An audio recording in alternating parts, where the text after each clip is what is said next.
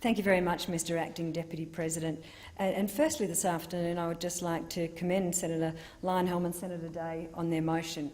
I think when we see such a practical and sensible motion being brought forward to the Senate, it is important that we recognise that that has been done.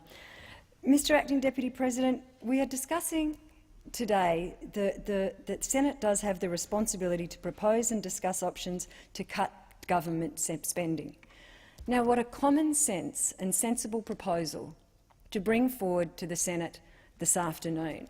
There is absolutely no doubt that that is something that needs to be done, and the Australian people even understand that, Mr Acting Deputy President. For the future of our nation, we need to cut government spending.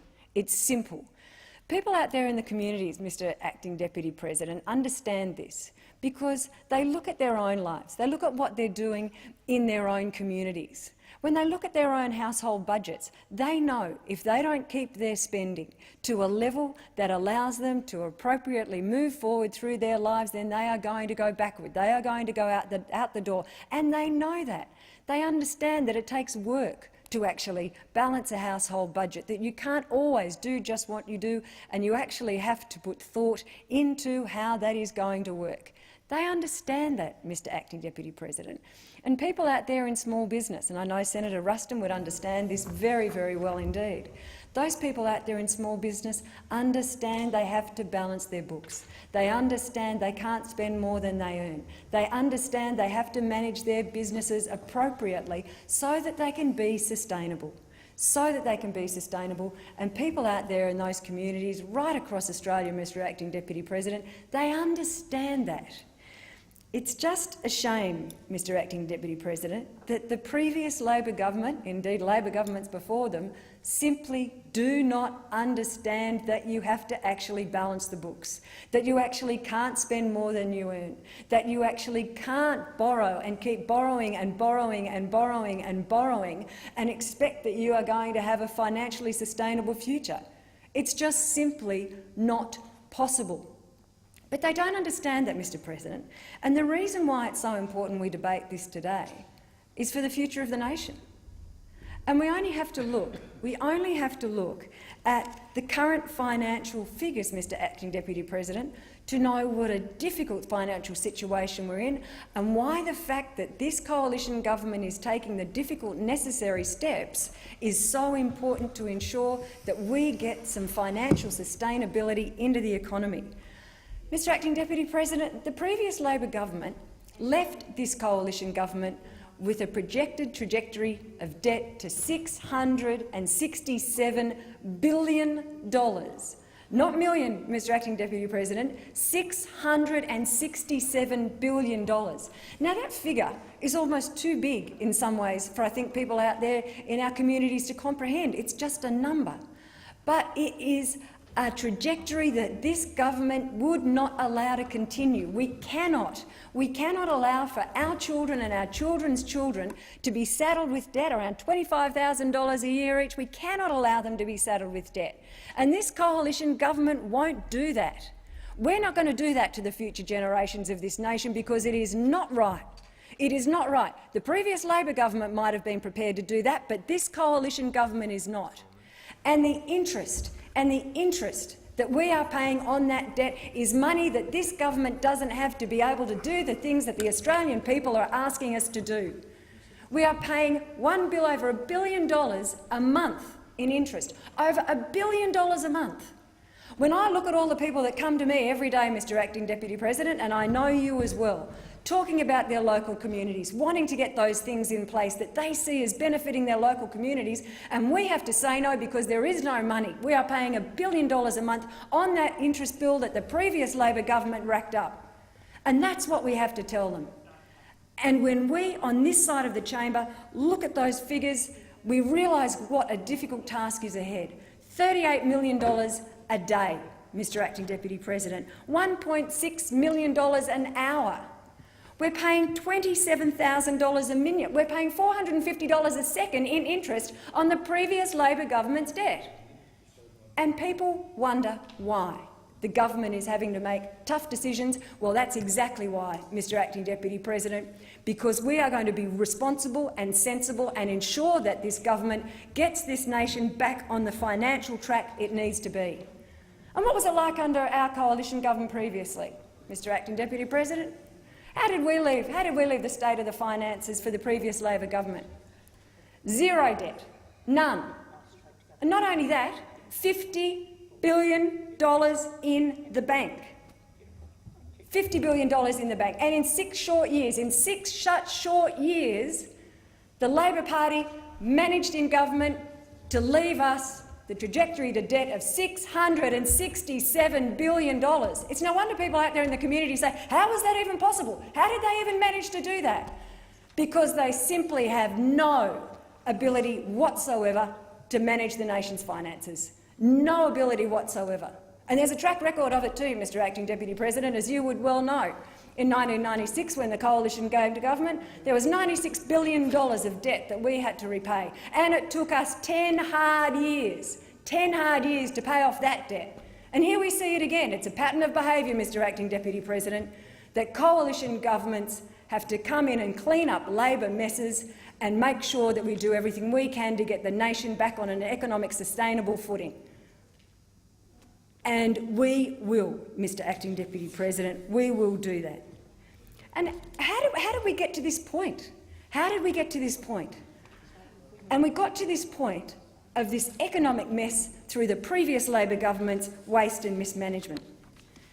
And we only have to look at a list, Mr Acting Deputy President, of the types of things that the previous Labor government was prepared to spend money on that got us into this mess, things that actually didn't do any good for the nation.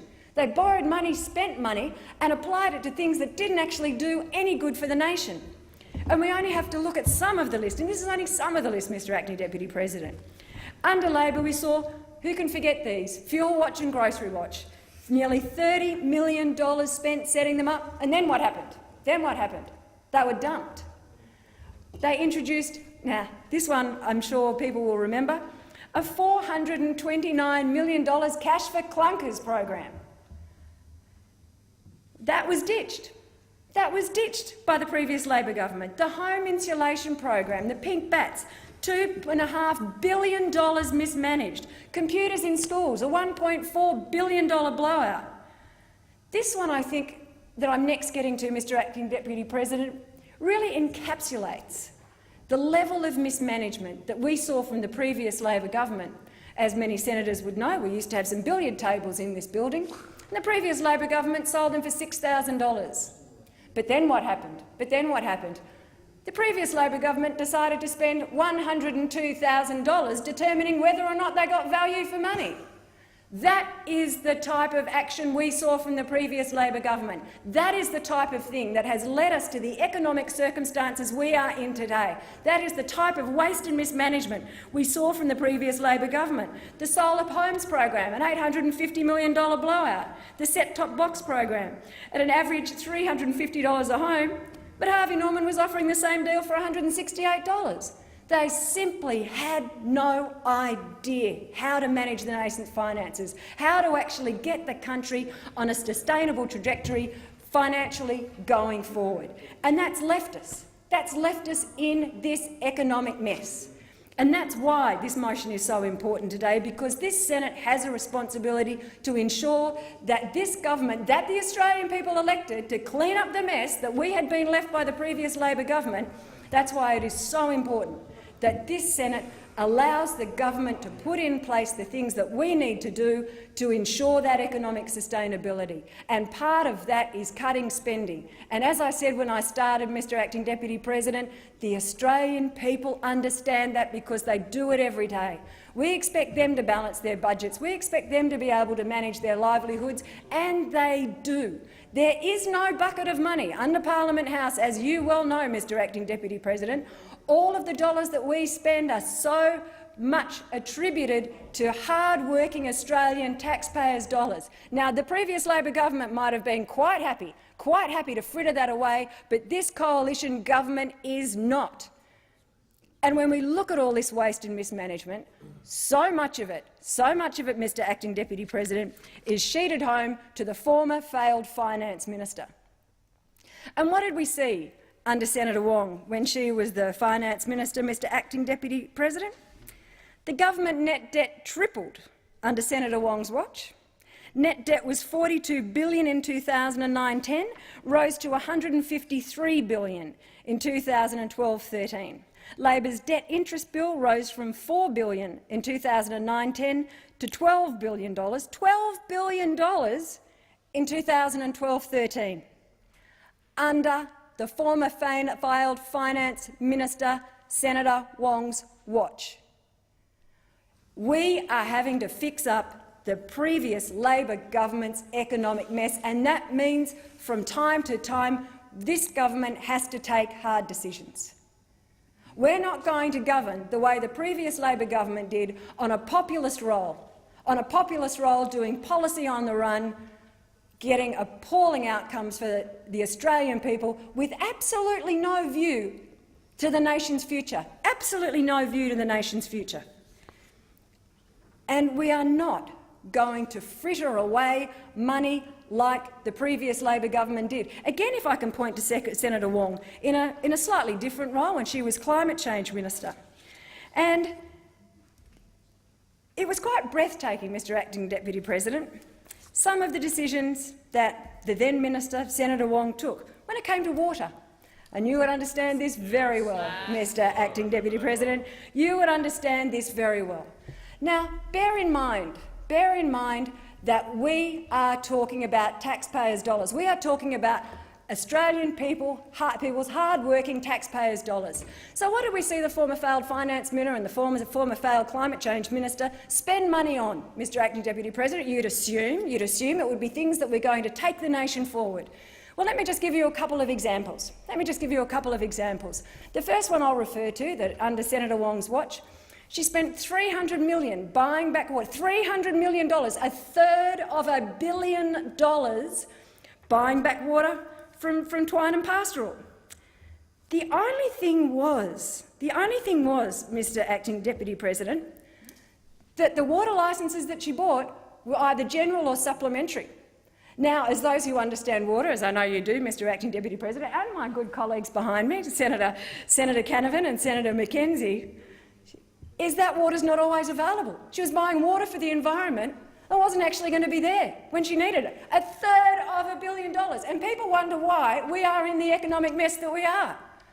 And it went on. When we look at the mismanagement, it continues.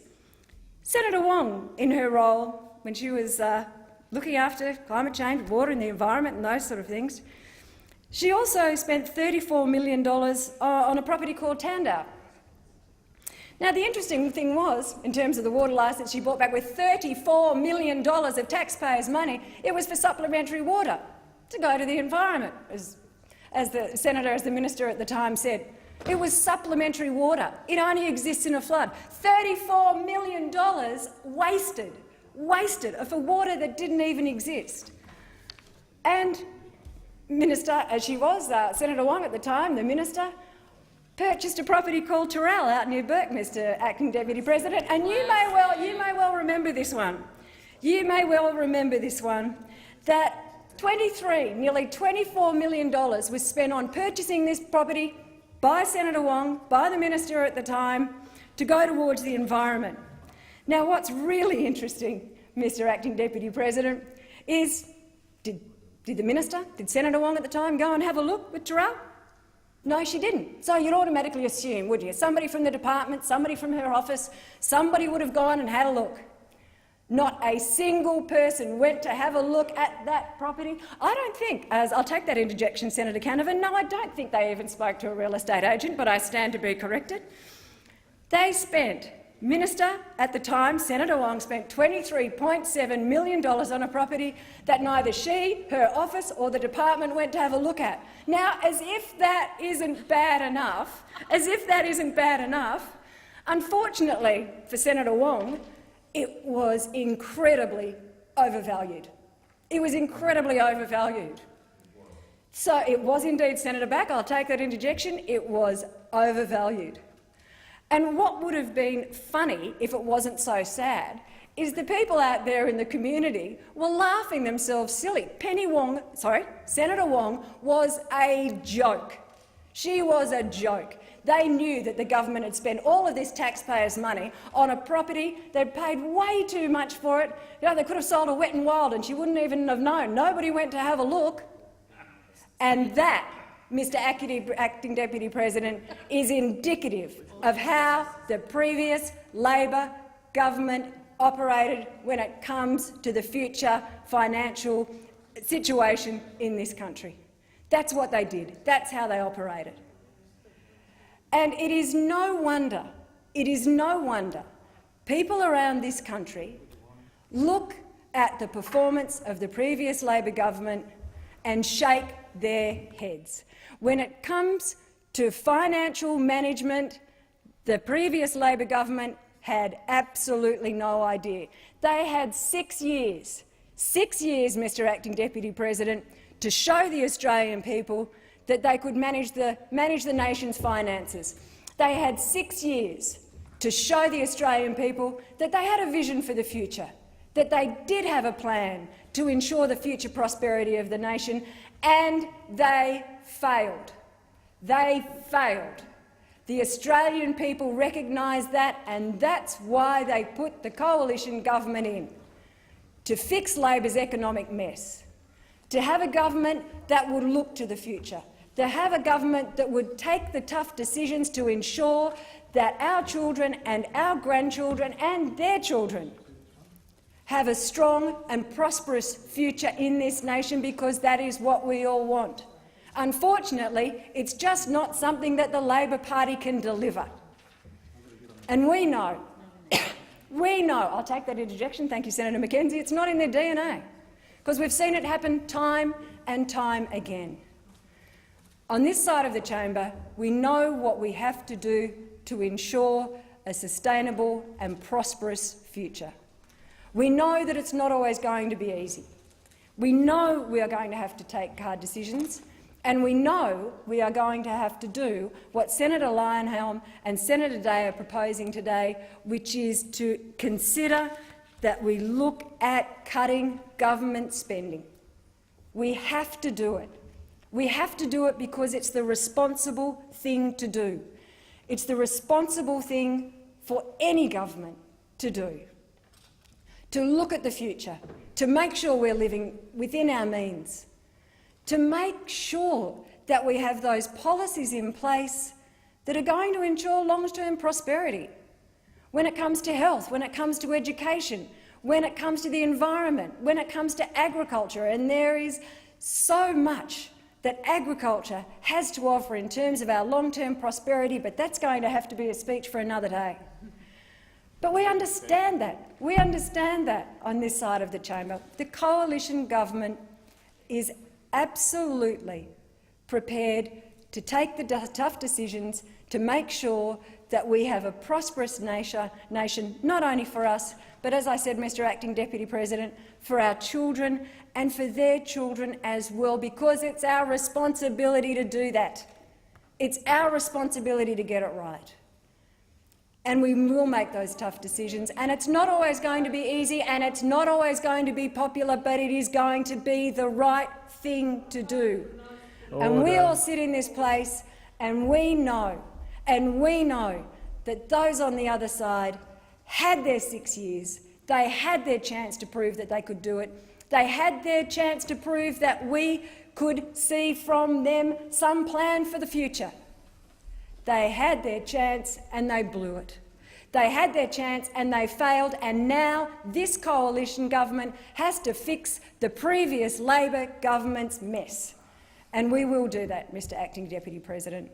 As I said, it's not always going to be easy, it's not always going to be popular, but I would say to the Australian people, always keep in mind that the coalition government will do this for the right reasons.